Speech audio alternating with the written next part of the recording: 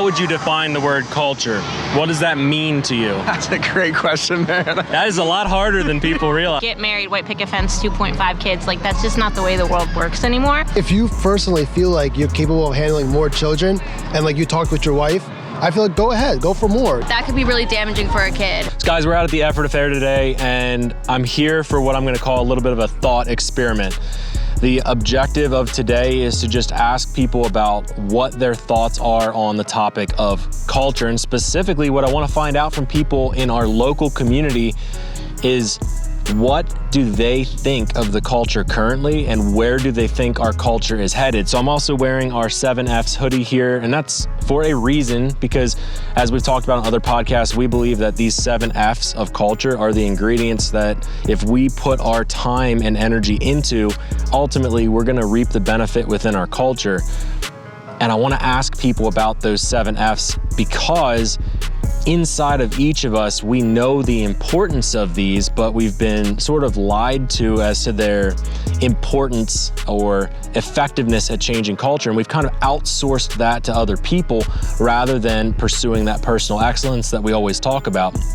So it's gonna be an interesting conversation. This is not a debate. I'm not gonna be fighting people, trying to convince them that the way that we think is the way.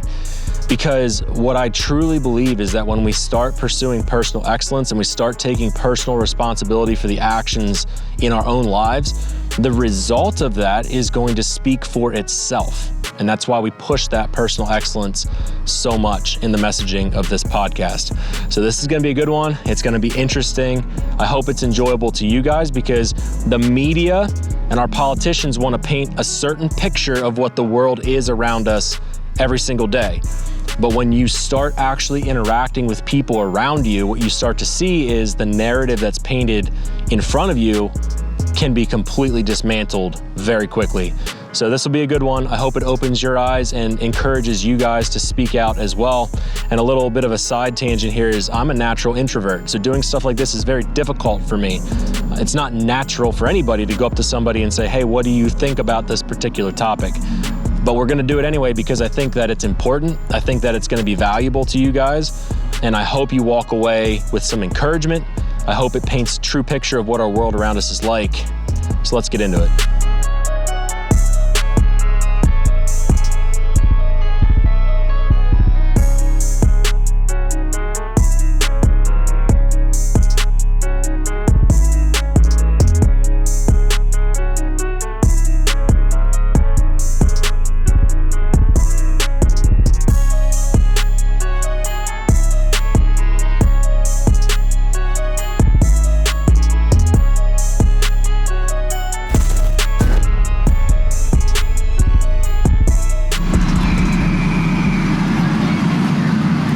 When I say the word culture, what do you think? How our community works and like the economy. I think of people and how they live. How would you define the word culture? What does that mean to you? That's a great question, man. That is a lot harder than people realize. You know, culture to me is the embodiment of how society operates, how people live, get along, function. So would community kind of be sort of a synonym to that, a similar word? Yeah. If you look at our culture at a local and nationwide level, how would you describe it today? Divided is the first word that comes to mind. Would you say that we're in a healthy state right now? Nah. Do you think we're in a healthy spot? Yeah, like here now in the environment is healthy. When you look at the culture around us, and this, you can look at it from community, you can look at it nationwide, global, do you think it's healthy or unhealthy right now? Unhealthy. Like, what is your immediate observation of that? A lot of brokenness and a lack of intimacy. Do you think we are in a healthy spot or are we in an unhealthy spot? I would say unhealthy. So what's driving your observation of that? Well, I mean, I'm always looking toward like news and social media. Our leadership plays a big role in that, and if our leaders aren't doing well and they're not striving for a good economy, a good culture, good surroundings, then the people are going to fail. Especially in the area of probably morality and or choices of that nature. Okay. You know. like all the hatred people have towards other people simply because they're different than them. A lack of intimacy is what's driving our culture. Intimacy requires a quietness, a closeness. You see it in marriages, you see it in friendships, you see it in communities. We have lack of intimacy in this community even. And do you think a lot of that divide is manufactured? Like, do you think it really exists? Yes and no. I think that there are definitely things that are not, like, we view as divided when we truly just want to focus on the same things. It's just a matter of how we get there. It's the solutions to the problems that we want to solve. That's what differs. It definitely exists. Okay. That's a good question. I believe the opposition, and just my personal belief of my faith, is that there are two kingdoms. There's God's kingdom, and then there's the kingdom of the world. And I believe that is the big opposition, that people are struggling to see which kingdom they want to belong to or be allegiant to. Yeah. And that causes a massive gap in perspective of how you live. So when you see the 7 F's on my hoodie here, if you had to pick anything to say, hey, let's do this thing, and I'm going to see a result in our culture around us, which one do you think you would pick? I say freedom, because I feel like there are a lot of aspects in our culture where we don't embrace freedom, although we claim to. And I feel like if we just accept everybody for what they see as freedom, or how, like, what they define as their personal freedom, then I think that we would get along a little bit more.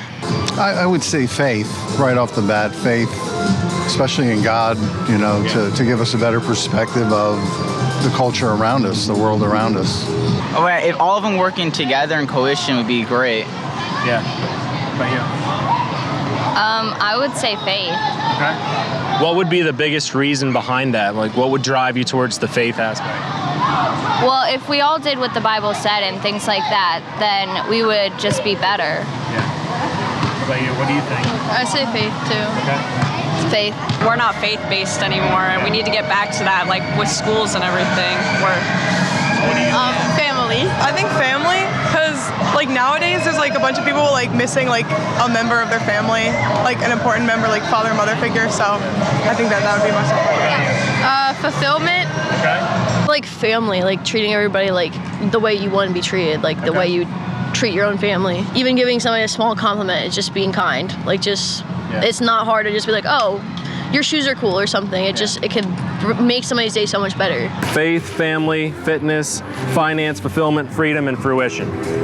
I laid these out when we started the Exodus companies, and I call them the 7 F's of culture. I believe that there's 7 ingredients that if we focus in on them, they will have an impact on our culture without necessarily outsourcing to other people and saying, oh, that person will solve it for me. One of the coolest parts that I've seen so far today being at the fair is the fact that the apparel that I'm wearing is speaking a message to people, and it doesn't matter what their personal or political beliefs are. They can resonate with the aspects of these 7 F's of culture that we talk to you guys about all the time. And I knew that to be true, but part of this thought experiment is getting out here and physically being present with people and teaching them about the values that we talk to you guys about. So what I've been doing for all the people that are willing to come and chat with me, we have a bunch of our apparel, like the Vision t-shirt here. We've got the 7 F's hoodies and tees, and these are being given to people that are willing to talk to me. But you guys can have them for yourselves as well, and you can do the same thing that I'm doing here, and that is simply being around people in your community in a real way, representing this cultural revival that we talk about every single week on the podcast. So if that's something that you guys want to do, you want to represent this cultural movement, and you want to support us monetarily, you can do that by checking out all the apparel online. You can grab a hoodie or t-shirt for yourself, represent it in your community, wear it proudly, and then speak that message of cultural revival. Let's get back to the podcast.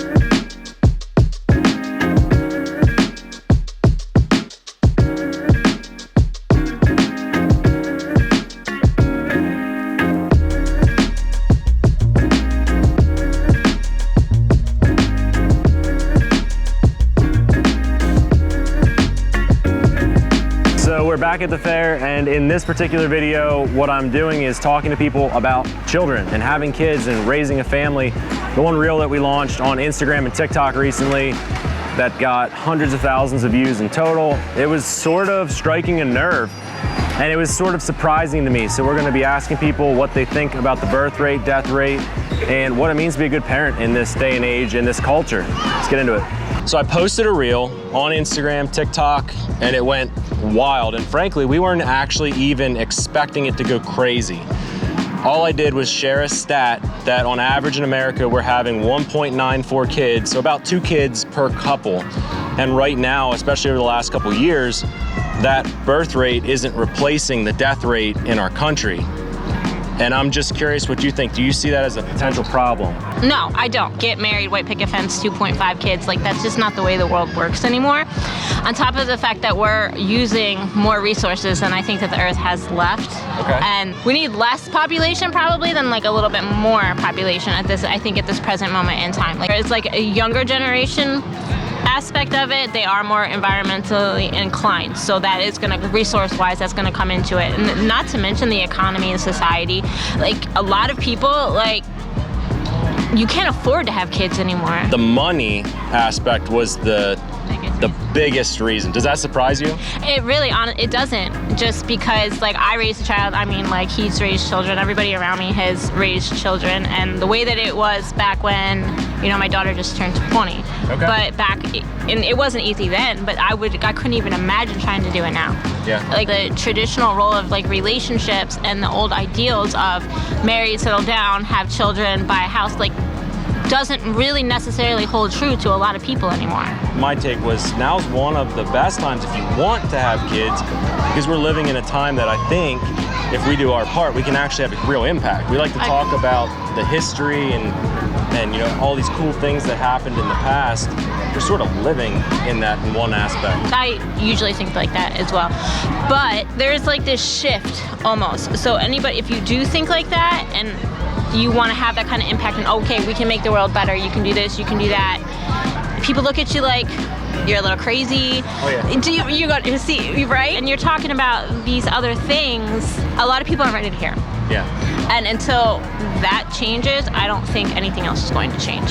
So do you think if we would somehow come to a healthier culture in general, and our nation is very unique because it's built up of so many different cultures, but if looking at it, Americans as a whole, because I can only speak to this country, obviously, but do you think if the culture was healthier, some people might have a different stance on that? I do, but then it's almost like wishful thinking, because if you're realistically, what would it take for that to happen? Yeah. And unfortunately, as much as you might like to see that happen, I would like to see it happen, you might like to see it happen, you have all these bunches of other people that are going to try for the exact opposite. And unfortunately, like, the country isn't coming to a healthy place, we're going to a very bad place. Yeah. And unfortunately, that's going to implode, I think, before it gets any kind of better.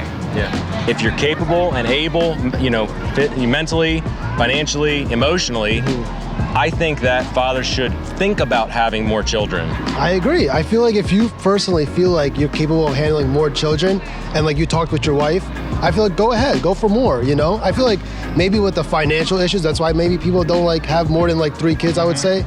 But like if you want like 6 kids, go for it. Like I'm from a Russian basis, so my family have like 9, like she came from a 9 family, and my father also came from 9 siblings. Okay. And my cousin also has 7 siblings. So in my kind of culture, like even when we just came from America or to America, we had no money, and a lot of them we'd still survive with only like with 7 kids, and we had no jobs. Like they all just came to America and they did it. So I think it's like the mindset maybe is changing for people. So I feel like maybe they're more like self-centered now, and that's why even some fathers with 3 kids would only want 3 kids. Yep, and that's what nerve I think I struck. I think I struck it a little bit where people are like, ooh, that hurts a little bit. I'm curious, so your family came here from Russia? Yeah, they both came from Russia. Are you first generation? I'm first generation, wow. yeah. So I'm from 4 kids, so my mom and my dad also like Yeah. we have I have 9 uncles and aunts, Yeah. so it's like So it's a big family. So, but it was definitely tough for them, but they never had any regrets or anything like that. So that's the thing that, when I was getting engaged with some people in the comments, so I have 6 kids, and I know what it takes in this world. Obviously, I'm doing it. And what resonated with what you just said is the fact that they figured it out. So do you think that there's an aspect that people are just kind of copping out, maybe? Like they're making excuses? 100%. 100%. I feel like everyone just like wants to do their own little things now, like go out like on vacations and whatnot, and just like, I guess, focus more on like other things compared to having kids. Yeah. So if you were going to define a good parent, is somebody that you're like, you look at them and you say, that's a good parent. What do you think some traits would be of that person? I feel like open-mindedness, more a little open to like more sympathetic. I know like my dad's very Russian, so he's very not sympathetic, and it's definitely harder to like connect. But like my other uncle, he's very humorous, and all his kids are great. So I feel like having good humor and having a good open mindset to things happening around, like maybe the kid did something wrong, I feel like a good open mindset is the biggest one. That's cool. Hey, I appreciate you taking a couple minutes to chat with me. Not everybody's willing to do it. Yeah. So we've got some t-shirts and stuff, so I'm gonna grab you. Would you wear a large? Yeah, I do. Yeah. Okay, let me grab you something. Course, thank you for doing this. It was great.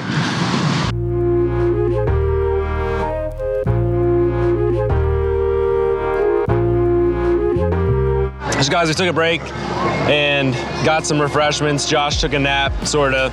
We're back again. We're gonna be talking to more people about families, raising families in this culture. And I'm excited because there's more people here now than there were earlier. So we're gonna go try to have some interesting conversations with a bunch of people and hopefully paint the picture to you all what the state of the culture is right now. So let's go talk families.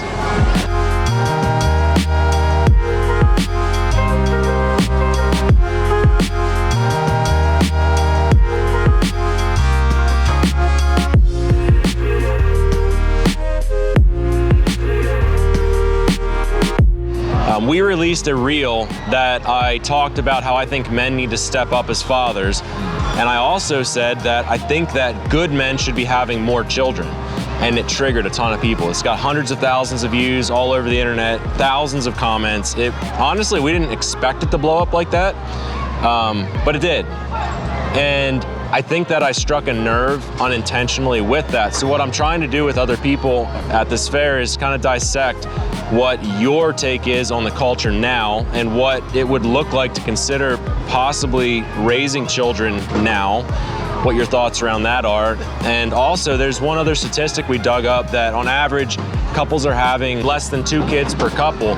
And we're currently having a death rate in our country and many other countries that is higher than that. So there's an inverted population decrease happening, and that's shocking to a lot of people because we're not told that. But inside of that reel, I challenged men who are capable and able to have children that they should pursue having a family. And that's what triggered a whole lot of pushback. So I'm curious, in this reel, I said, hey, if you're I spoke to men specifically, if you're a man who's emotionally intelligent, who has the financial backing, who's responsible, you should have children. And it triggered a lot of people. And so when we think about that birth and death rate, what's your thought around that, the ramifications? Like, is that a problem that, hey, we should have more children? Or, we talked to some people today that were like, no, we shouldn't have any more kids. And where are you at in that realm? I think people should be having more kids, but with the mindset of raising them correctly. Right. If you're just gonna pop out kids and then not care at all, why? Like you're just shooting yourself and your kids in the foot. It's a given. I think if you have all those cores down, finances, a strong family, just emotionally stable, I think absolutely it's a good thing to have kids. Yeah. I mean, the Lord's told us to go forth and multiply, to subdue the earth, take care of it, and we can't do that without kids. If I was like thinking of someone who like did have everything figured out, but yet like they weren't going to be a good father figure. Like that could be really damaging for a kid. Right. But even like on top of it, sometimes I feel like it's a perspective thing too. Some guys don't see like how much of a blessing it really is to be like a good father and to be able to just step into who they're called to be in that. That's something that like our culture sometimes is missing, is like what it means to be a father. I don't think people realize if you raise children in a healthy manner, they're going to be grateful for you, and selfishly, you'll get things back from them. Yeah. Like if you just want to look at it as a selfish route, you'll get stuff back from your kids, so invest. The largest, most recurring comment that I got was, it is impossible to have kids now because we can't afford it. That's an excuse. There are creative ways. Yeah. Definitely. Our family volunteers at Blessings of Hope, which is a local food pantry kind of place, and then we get to grocery shop there. Everything is 60 cents a pound. So that really, really helps with our grocery budget. I think there's always ways to be creative. I think people are unwilling to make sacrifices. Mind you, Catherine and I don't have kids, but we've been talking about this, like, okay, how are we going to support this? How are we going to do this? I think when people have children, that's when a lot of the stress comes up of, okay, I have all these things that I want to do. Sometimes you just got to give stuff up, but you're doing it for a good reason. And yeah, you're going to be older, or I will be older later on in life, but I'm going to have brought up kids that are going to be worthwhile in the world, and hopefully just doing things that matter. I think it would be really beneficial to be like financially stable. Yeah. It's hard to justify that sometimes, because like you don't want kids to go hungry or like be raised like, you know, without the proper things they need, but at the same time, like if you have the resources, like that should be something you should do. Is there extra pressure now because of the reality of our world versus maybe 10 years ago? What do you guys think? I mean, yeah, things are different now than they were 10 years ago, but 10 years before that, things were different. I mean, there's always going to be something different, something new coming down that you have to adjust to, yeah. Would you say something similar? Yeah, I definitely agree. I mean, you just have to adapt and keep being creative for sure. What do you think from that reel that I just described, pushing men to kind of step up as their role as a father? There's so many different things nowadays where that's almost difficult. The culture doesn't want men to stand up, because each time a man stands up, men are putting themselves 6 feet under the ground because the culture just keeps kicking the dickens out of them. Yeah. Whatever belief you're from, there is an aspect of humanity in every creature that has any sort of community setting that they're going to step out of that tribe will die. So they have to stay within that tribe mentality. Humans are able to do that and survive most of the time. Honestly, I think men right now are still struggling just to become men. Like, the question is, you don't know what a woman is, you don't know what a man is. People don't even know what that is. And like, I think what you're doing with your son, a 4 or 5 year old kid that's out in the middle of nowhere, that's some challenges. But he was able to face that and grow up. There's a lot of people that don't get that. Sit at home, play video games, barely go outside and go hiking. Their dads they're just working all day, so when they come home, they're tired, they just want to rest. There's not much time for fathers to impart wisdom, and people aren't taking the time because they're just tired. Yeah. And they don't realize that it's having negative impact. So I have on my shirt here, I just want to wrap up with this one question. I call these the 7 F's of culture. So we created these on our team. I mean, we didn't come up with the words, but we compiled this and said, hey, we believe that if we do these 7 things well, our community and our culture is going to thrive. And if nothing else, it'll at least be moving in a positive direction. So they are faith, family, fitness, finance, fulfillment, freedom, and fruition.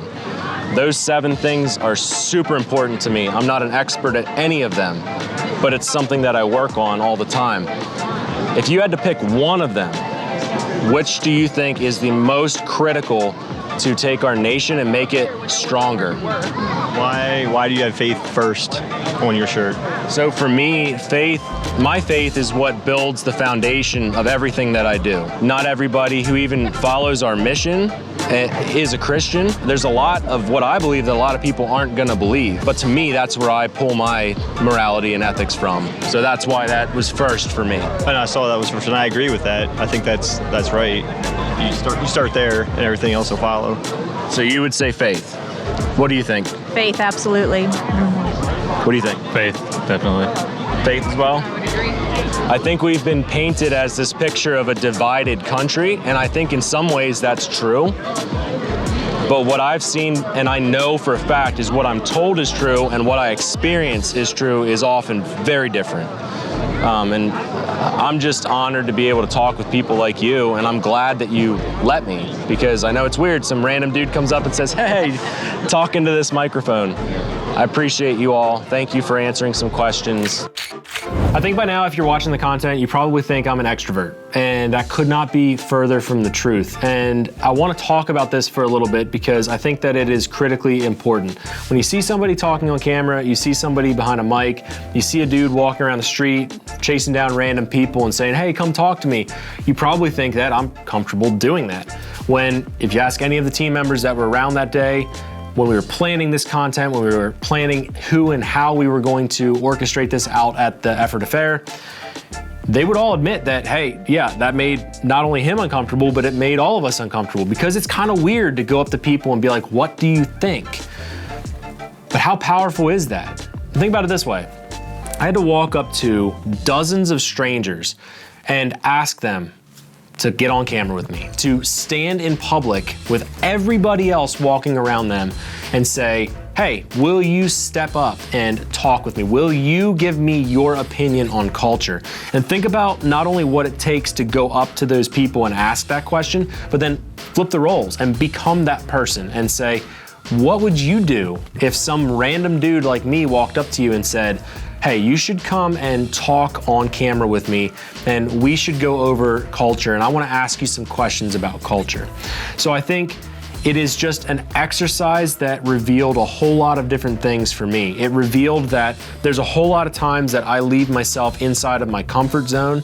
I don't push myself enough. I make excuses for why I shouldn't do something, like talking in public with people like we just did on the last piece of content that you guys watched. Trust me, for months I made excuses as to why we couldn't implement that or couldn't orchestrate that or didn't have time to do it or didn't want to do it, or maybe it wasn't enough of a priority. I sat back fearful because I was worried that police would get involved. I was concerned that people would get mad at me. Like, I don't want to make people mad. That's not the intention of the podcast. I want to try to build a community. And there's times where we're gonna push you and we're gonna push ourselves and push the narrative and try to break down the molds that are created around us. The broader intention of the podcast, even though we're trying to break down some of those molds, is to build people up. It's trying to build a community around this idea that our culture is broken and it needs a repair. And the only way that we're gonna repair it is if we do the work. And I believe in that so much that me as an introvert, again, you're probably calling BS, but I promise you I'm an introvert, is willing to go out and do something that makes me extremely uncomfortable because I think that it's worth it to do that in the culture. And if some random dude like me, who is not an expert, is not a professional, is not some trained podcaster or speaker or what the frick you call someone behind a camera, I don't even know, but I'm not that perfect guy that's this expert in all of these things. But if I can go out and talk to people in a polite and respectful way and then leave those conversations with everybody happy, you can too. Whether that's strangers that you interact with daily or your family or whatever, aliens, I don't know what you're into, but whoever you're talking to, you can impact them in a positive way. But it doesn't always require us going out and speaking that message to random strangers. And I want to explain that because now I know that it probably sounds a little bit hypocritical. I just told you, hey, you can go do this too and check out what we did, and I'm proud of what we did. But at the same time, I'm saying that's not always the way that we have to go forward. But let me explain. So one of the things we talk about a lot on the podcast is the idea of pursuing personal excellence. We laid out the 7 F's of culture. I'm not gonna go over all of them here because we've talked about them in depth. We've talked about the fact that living by example is probably the most powerful thing that you can do. And I know you might think that's crazy, but I promise you that if your life, if the fruits of your labor are proving themselves, you're laying a pathway, you are different, you are more disciplined, you are healthier, maybe more financially and spiritually fit. You are an example for other people, and sure, there's gonna be people that are gonna look at you and say, wow, that guy's crazy, or they're gonna blow you off or make fun of you because of their own insecurities. But at the end of the day, for the right people, you living a life of purpose is the example that they need, and it is going to be the catalyst for a change that's gonna happen inside of their life, even if it's small. Sometimes we're not trying to completely change people's minds, we are simply trying to ignite a spark. And one of the most powerful things that I saw from interacting with people out on the street was the fact that when I asked people what is missing from our culture, almost everybody said faith. Think about that for a second. The fact that we had people that off camera before we even filmed said, hey, I'm an atheist. Or even on camera said, I'm an atheist, I don't believe in God. But then when I asked them what's missing from our culture, a pile of them said faith. Almost everybody said faith. Even if that's not their first choice, they said, yes, faith is a problem. We don't have enough faith in our culture. And these are things that I don't think major media is talking about at all. I don't think influencers on Instagram and TikTok and YouTube are talking about it. I don't think they care enough to talk about it. I think they want views and clicks and whatever's trendy, whatever gets the most traction, whatever builds up the hype the most. It's not sexy to talk about the stuff that we're talking about sometimes, but it's critically important. And I think it's more important than the mainstream media's narrative that we all hate each other and want to kill each other. When I was out on the street talking to random strangers, some of them who vehemently disagreed with me, who would not agree with most of my stances, had a peaceful conversation with me, thanked me for the conversation at the end, and then at the end of that conversation, we actually walked away saying the exact same thing. Think about how powerful that is. And think about what that would look like in your world if you did that. Think about what that would look like in all of our worlds if we would simply impact the people around us. Now, I'm not saying that you're a salesman pitching a product where you walk up to everybody in the grocery store and say, hey, I listen to this podcast, you should listen to it. I mean, you can do that and we appreciate you spreading the word. It's definitely helpful to us. But it's not about that. Maybe there's a way that you can show love to somebody else and show that you care in a different way that might impact them in the exact same way and open up an opportunity to talk to them. This isn't manipulation. This is about genuinely caring about our populace, our culture, our nation, and desiring to see a peaceful revolution of the hearts, souls, and minds in this country. Because everybody else seems to be calling for disaster. They're calling for the next war. They're calling for a breaking up of everything, a dismantling, when we should be looking at what's broken and how to fix it. I've got this story that I think is sort of applicable. There's a friend of mine whose house burned down a couple years ago, but it's an old stone house that was built in the 1800s, and this fire just destroyed the whole thing. It just burned it from the inside out. But what's crazy is the stone structure stayed. And I think that that sort of embodies our culture right now, where there's still the structure there. We still have the walls. I can see the doorways and the windows of our nation and our republic the way it's supposed to be. But all the rafters and the trim and the floor and the windows and the doors and the lights, everything else is blown out. So what our culture and mainstream media is doing right now is saying, tear it down. They're saying burn it because the left wall or the front wall and the back wall doesn't like each other and the side walls hate each other, so just freaking break it down into a pile of rubble. Is that what they did to that house? No, they repointed all the stone. They redid all the rafters. They redid the floors. They put new windows in, and that freaking house looks like a brand new house. It is gorgeous. So if you can do that, literally in the world, you can take a broken thing and rebuild it. Why couldn't we do the same thing with the culture? And so I guess that's my challenge to all of you. If nothing else from this podcast and our mission and our company, if you can walk away understanding that, just like our friends over at Dirty Civilian said, building is better than breaking, you should be wanting to build up the people around you. You should be wanting to build your community, not break apart the other ones that disagree with you. Because ultimately, if you build something worth following, people will follow it. That is a guarantee. Will that change the world? I don't know, but it'll definitely change the lives of the people that are around you. So that's just some food for thought. And above all else, I'm proud of us and my team and everybody else for going out hitting the streets. It was a really cool thought experiment. It was neat to see people sort of uncomfortable talking to me. It was neat to see the reactions from those people. It was also neat to sort of dismantle this belief that anytime some YouTuber comes up with a camera and a mic, that they're trying to engage in some sort of gotcha moment, or trying to pin you or corner you in some sort of way, or trying to make you look bad. It was refreshing to be able to tell people about our company, our mission, who we are, what we're about, why we exist, and then say, are you willing to talk to us? And that was crazy that, yeah, there might have been 50% of people said, no, I don't want to talk to you. I still pitched them on the brand. I still told them who we were. I still had a conversation with them. I still tried to pour into their life. And I'm certain to this day that they're still gonna think about us in some way, shape, or form throughout the years.